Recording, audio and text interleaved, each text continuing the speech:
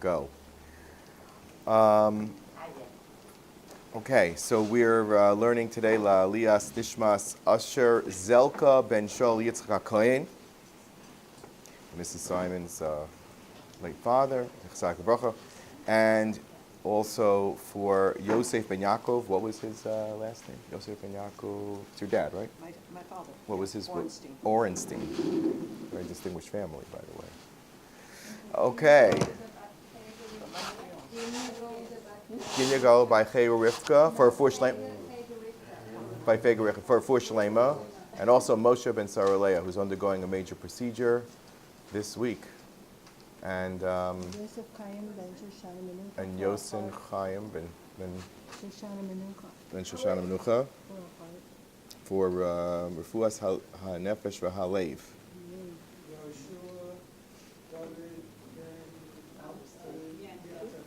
Shuadav ben Altiyanta. So Shachol Yisrael, everybody share for Shlema. Okay, so I just want to mention that we're going to be covering, we're going to be moving from the Parsha back to Parshas Shkalim, a little bit Cheder Egel, a little bit Purim. So you have to fasten your seatbelts. And I would request that we'll leave a period for questions as we go along, because I'm afraid we won't cover the topic. Thank you. So we'll take a little pause around halfway for any questions, okay? Is that good? All right. So let's begin with a question from this past week. We're in the middle of Vayakel Pekudei, which is the assembly of the Mishkan and the assembly of Bnei Yisrael to put the Mishkan together in the company of Moshe and Aaron. And there are a few questions. Okay, a few questions. First of all, we get an accounting. We get an accounting of the pieces of silver that are donated. Now remember, silver was donated in one of three ways. In fact, that's why in Parshas Shkalim, which we just read this past Shabbos, you'll notice the words Truma Lashem, Trumas Hashem, and again, Trumas Hashem. So from there, Chazal determined that silver was given in three different ways. Now I will ask why the difference between Truma Lashem, for Hashem, and Trumas Hashem and Hashem's Truma. Okay, so hold me accountable for that one. All right? The question is, what was that? So the first one was a machsa shekel, a half shekel coin, that was given equally by all the households, right, equally. And what was it used for? It was used to put together the krashim of the inner Mishkan. Remember, the Mishkan has two parts, really kind of three. The Mishkan, which is covered, right, and inside of it, what do we have? The menorah, the shulchan, right? The menorah for lighting, the shulchan for the showbreads, and then another parochet, and inside of that parochet, the Aron Kodesh. And then there's that area that also contains the three major vessels, along with what? The Mizbeach HaZahav, which is known as the Ketorah, the incense altar. So there's the... So it's only made once, and then it lasted to the cold, then? It lasted, yeah. And It then did. it was another episode. But I'm going to ask that we hold the comments because we're going to move. Okay. All right. So, but write it down, and we'll talk about it later. So so that's this inner structure. Then the outer structure is a chutzir, right? A chutzir. It's an outer courtyard. Now, in that outer courtyard, there were also beams, and both of those structures required silver, but in different ways. The inner Mishkan was held together by two sockets of silver known as adanim. Hold it together. I thought that might be reminiscent of the name Aleph Daled, which is Adoshem. It's kind of what holds everything together. There's a master, there's a lord, there's Seder, right? When there's an Adon, he is the manager of the household, so to speak. So that's why Adanim are the organizers of the structure. Two of them. Always two. Again, why two? And on the outer courtyard, the silver was used at the top to create a vav, a letter vav, which means a hook. But also the vav means chibur, because when you put a vav into a word, right, you're saying like, ani v'Moshe, ani v'chaveri, me and my friend. So the letter vav also indicates grammatically a joining. What? Right. There's also that's a nun. Those are nuns. But so the question is like this: how much silver was collected for the structure of the Mishkan, which was given when they announced it? You know when it was given? Day after Yom Kippur. Right after when? Right after when? Right after they were forgiven for Chet HaEgel. And Chet HaEgel looms large over the whole Mishkan. Okay? So the day after they're forgiven, Yom Kippur, they come and they give these coins. It was 100 talents of silver. 100. But there was a little more. There were also 1,750 extra shekalim, which means, like the Torah says, double that amount of half shekalim. Those were what were used for the vavim of the outer courtyard, and also a little shmir on top of the chatzer amudim. A shmir, you know, like bagel with a shmir, you go like that. So they had on top of the structure a little covering of silver, like a little silver plate. Now Moshe, according to Chazal, lost track of that 1,750 shkalim and panicked because they had to give an accounting for that silver. And till he remembered, it's in the outer courtyard at the Vav. He was looking around the inner Mishkan, and it weren't there. It's not there. It was in the outer courtyard. So why was this silver used in these two different ways? That's number one. Number two, they gave an accounting for this collection of silver, but not the two other ones. What were the two other ones? After the Mishkan was put together, they needed money for, it's always good it's easy to raise money for the building fund, right? But for electricity and maintenance, who wants to give money? Let's say I'm going to get a plaque because I paid the electric bill. We need carbonos. We need money for the animals, for the carbonos. That's the daily product of the avoda needed. And that's what the second half shekel coin was done. It was afterwards. It was not counted up. Not counted. The Torah gives us an amount, but there was no requirement to provide an accounting for it. Similarly, the gold had no accountability necessarily, no mitzvah. We get an amount, but you don't have a mitzvah to count it. The third thing that there's no mitzvah to count was the individual gifts of silver vessels that people gave.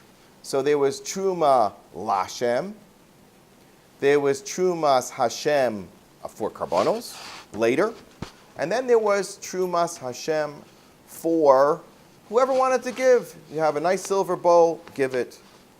After Yom Kippur, they gave away the candlesticks, the leichters. They also gave away something else. What did they give away? What did the ladies bring right away, right after Yom Kippur? Their mirrors. And what was made out of the mirrors? The kior, the wash basin. Did Moshe want to take those mirrors? He was not sure.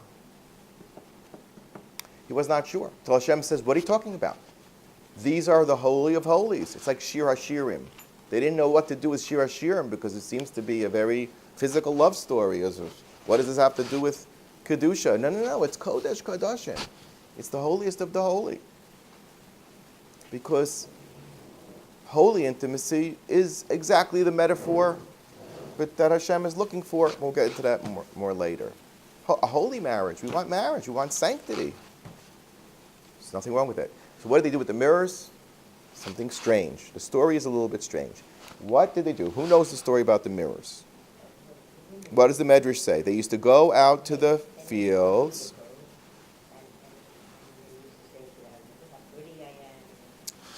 I'm prettier than you are. Now, since when they're out in the field, they're schwitzing and sweating, right? They're covered with mud. Yeah, well, okay, obviously, I'm prettier than you are. And the second question is, the women were also working, so when did they have time to do this? They were working, because I'll say that they were, what? It was at the end of the day, when it was dark and there was no work.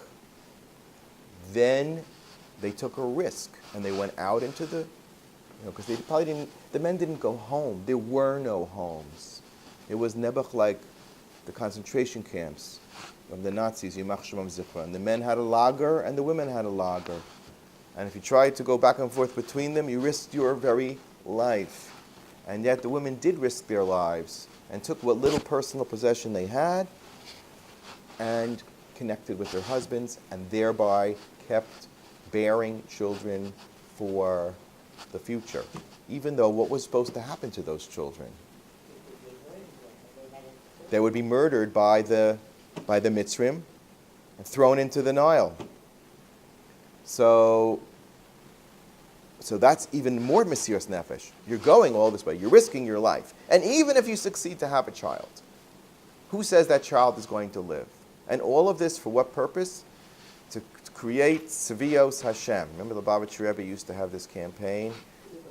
Tzvios Hashem. The kids used to get rankings like general. You could be a major, you could be a general. Tzvios Hashem, yeah, the children are the army of Hashem.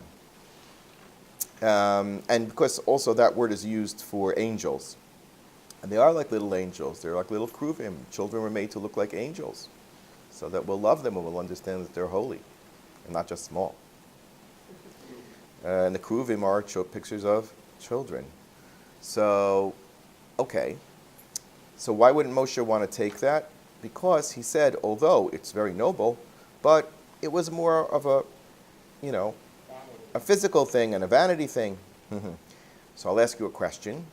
Shepard expression. One of the things that they collected from the women, they had all kinds of rings. What kind of rings did they have? Nose rings, nezem. They had finger rings. They had, of course, earrings. And they had rings from the private part, known as kumas. Moshe didn't have any problem with that. Rashi says, you know what that's for? It says, Kan Makom Zima. This is the area of potential Avera here. Stay away. So why would Moshe take that and not take the mirrors? It's a simple question. Maybe used to okay. rebuke instead of to I think you're probably right. I think that kumaz was a way of being a protection against evil. I mean, not being faithful. So I think you're 100% right. By the way, that's what I thought also. But so that we have the silver and we have the kior. Great. Now, in the Beis HaMikdash itself of Shlomo HaMelech, we find something else that happened to the kior. Instead of a kior, well, they did have a kior later, but Shlomo HaMelech made a very unusual structure out of the copper. It was for water also. Do anybody know what it's called? It's called Yam Shel Shlomo. Okay? Yam Shel Shlomo was basically, I have a picture of it here. I don't have a picture of it here. Exactly. Here, I'm going to read you. It was this, in Gemara and Eruvin says it, and if you look in Melachim, it describes it. It was this massive ornate copper circle, semicircle, basin that held a massive amount of water. Like a swimming pool, exactly, a copper swimming pool. All right? It's called the Brazen Sea in English. Ironically, brazen, as in chutzpah, It held the water that would be used in the Beis HaMikdash for mikvahs, for washing the hands of the Kohanim. It was a reservoir. Now, the reservoir was 10 amos. It was round at the top, and it held five amos deep. Okay, it was very large. It contained 2,000 baths or cubic meters. All right, it had all sorts of knobs and all sorts of symbols, but the really unusual thing about it was that it rested on 12 bronze large Egels. Egels. I went to Netivot this past week, whatever, and you take the drive down 30, what is it called, 3855. I don't know where you're going down towards Aza essentially, and it's beautiful green pastures. You can see. I saw a really massive flock of cows, and they have some pretty large, sharp horns. That's what it looked like. That was the Yam Shel Shlomo. These big, strong. When you're saying Egel, they weren't alive. No, they were not alive. They were made out of bronze, Oh, okay. and they were massive, And a lot of size? And it was permitted? bigger. Yeah. And now, first of all, how in the world, after Cheda Egel, Right. could Shlomo even deign to think about doing such a thing? In fact, the king that breaks away from Shlomo's own son, Rechavam, who tried to keep, the whole Beis Hamikdash and the whole nation together, the whole world together. Shlomo was the ruler of the world. He married the daughter of Paro for several reasons, but the main reason was that was the other world power at the time. So you had the two world powers with a peace agreement. When you sent your queen, that meant that you are one, you are unified. The whole world was together.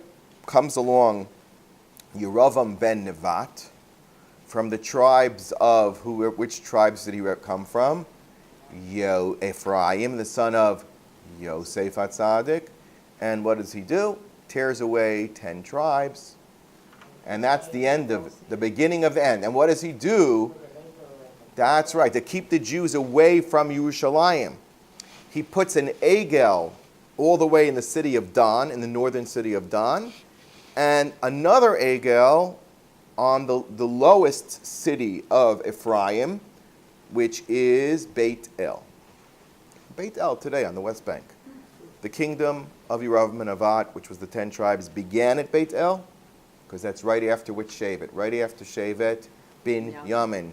The wolf that you see out there on the road? If you go traveling on the road, you'll see Binyamin, and they have a picture of a wolf. That territory, which is also in Yehuda and Shomron, is the border near Beit El. It's the border. It's the Beit El that we speak about.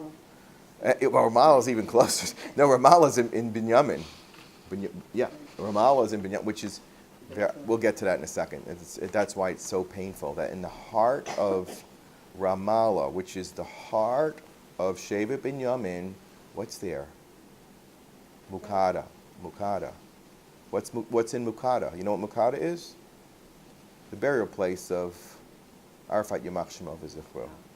They brought him up and put him down about 5 times already. I'm sure that's part of the torture that he's experiencing. Baruch Hashem. Arafat Yamach Shemo.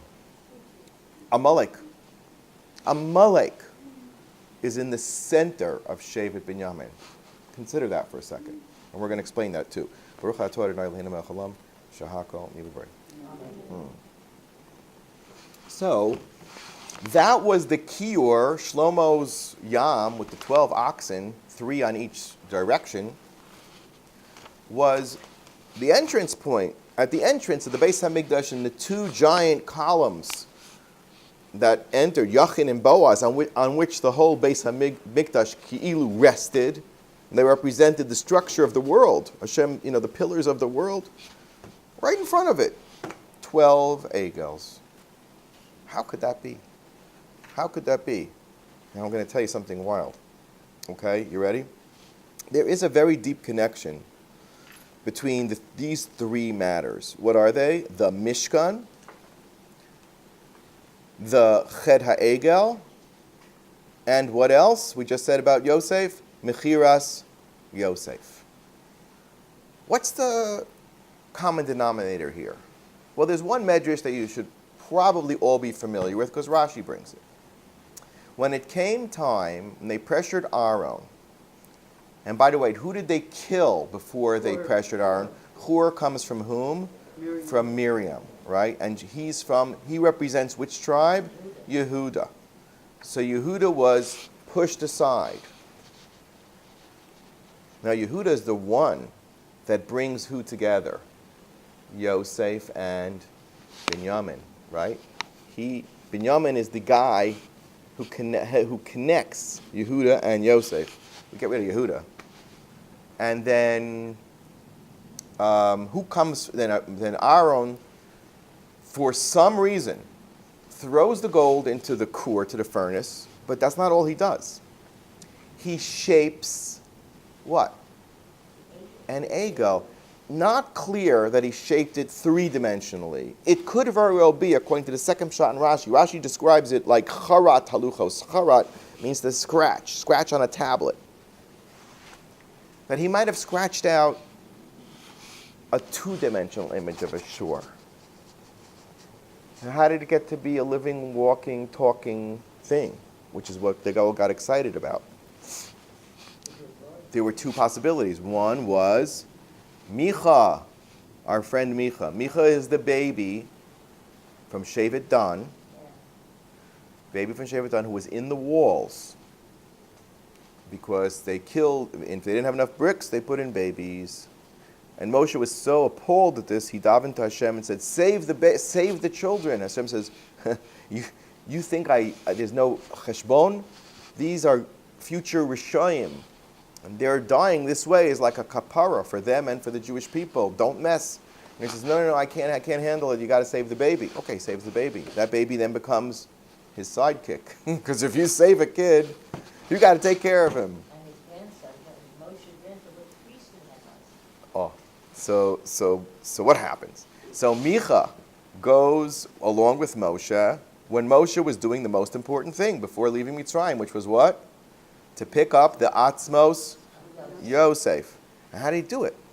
Yosef, according to one opinion, was submerged in the Nile in a probably a bronze sarcophagus that weighed, who knows, a ton, and was never going to be, it's not going to rise to the surface ever. And that was their point, because he thought that he blessed the Nile. They saw that Yaacov, when he steps in the Nile, the waters rose and the drought and the famine was over. So let's keep Yosef here. He's the one who gave us food. He's the one who gave us everything.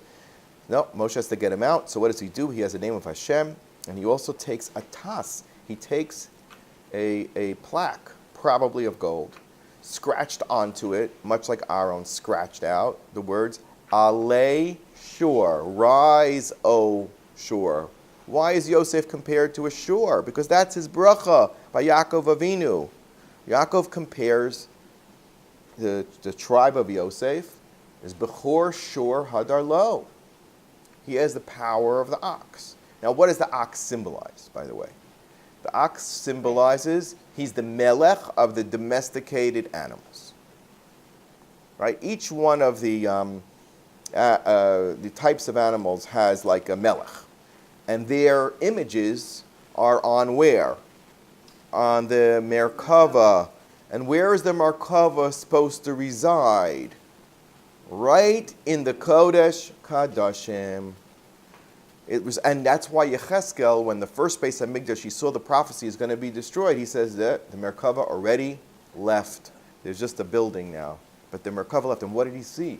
He saw the image of the four faces. The four faces. One was an ox, a shore. That's a representative of Yosef. Then you have the Egel, right, which actually represents Menashe. So you kind of have like Ephraim and Menashe, by the way. And then you have Yehuda. Who's Yehuda? The Aryeh. And then you have the human, the man. Okay? That was Yaakov's face? That, yes, because the mazel of Klal Yisrael is the mazel of Aquarius, which is the one that pours water. It's a human figure. Okay? So you have actually a remez just in that alone to Yosef, Menashe, Okay, the two tribes of Yosef, Ephraim and Manasseh, Yaacov, Avinu, right, who is the paradigmal Jewish soul, because he had only purely Jewish descendants, right? And then you have also the lion, which represents Yehuda. And these are the two kingdoms, the kingdom of Ephraim and Manasseh, and the kingdom of Yehuda, which was Yaakov's dream of the 12 tribes held together, the presence of Hashem on the Kodesh Kodashim. So let's take a step back, a step forward. Let's consider what's going on over here. The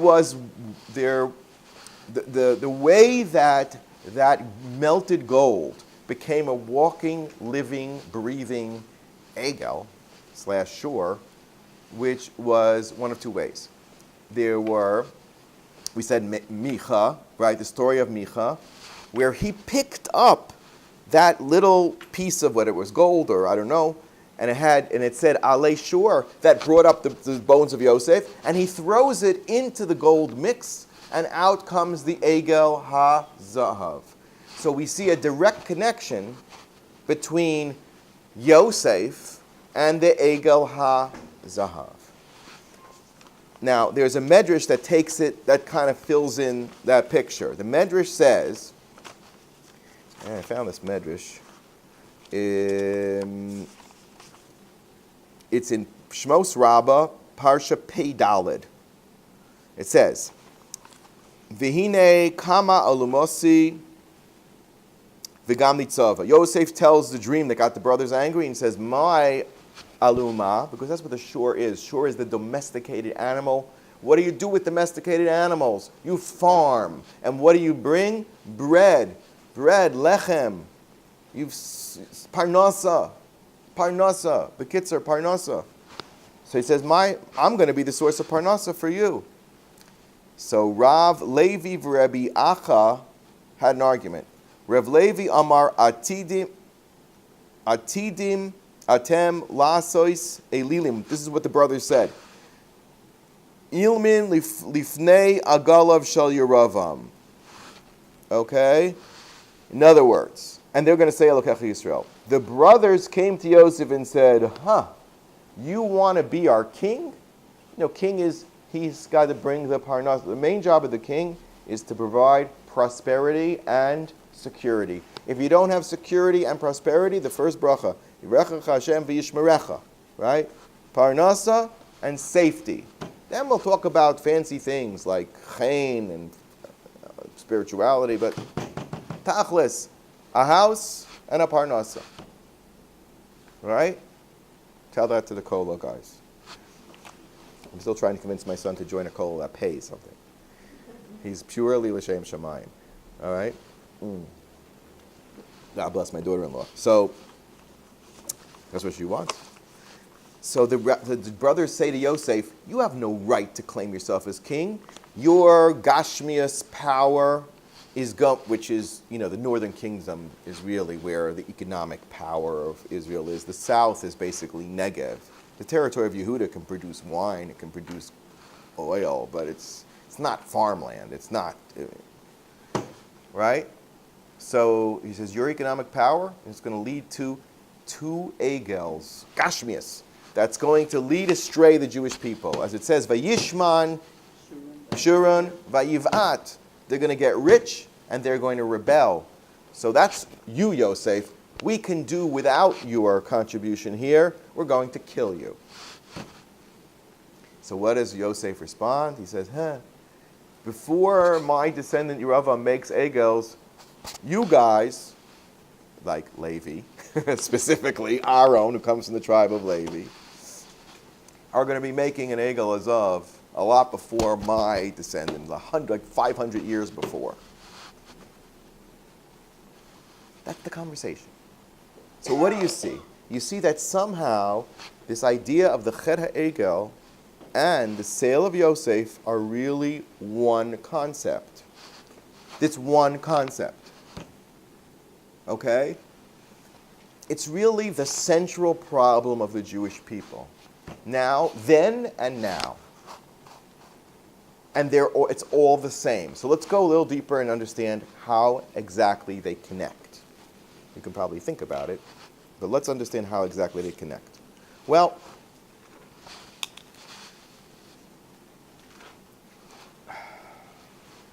now that there was Moshe Rabbeinu, he provided the Jewish people with exactly what they needed. Parnasa. What was the parnasa? The man. And what was the security?